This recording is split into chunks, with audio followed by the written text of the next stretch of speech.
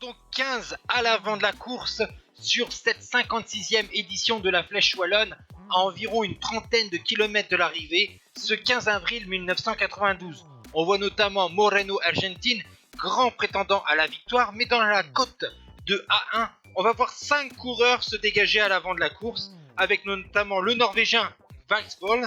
Bien sûr, il y a la formation Ariostea avec Furlan puis Cassani, et on n'oubliera pas la présence de Gérard Ruet et de Rosen. Ils vont être rejoints dans la descente sur 8 par Ekimov et Delgado, et ils vont avoir une quelques secondes d'avance sur leur ancien compagnon d'échappée au pied de l'ascension du mur de 8.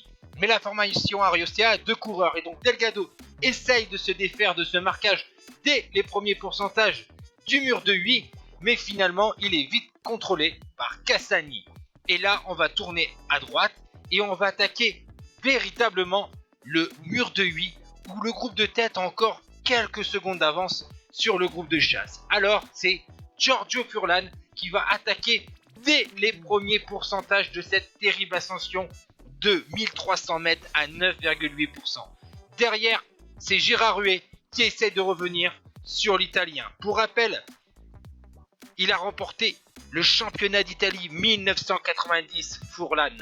C'est un très bon coureur qui a aussi remporté la deuxième étape du Critérium international en début de saison. Derrière, Ruet voit l'Italien, mais l'Italien arrive bientôt sur le petit replat avec quelques pourcentages sur le sommet du mur de 8, et c'est donc une victoire pour la formation Ariostea.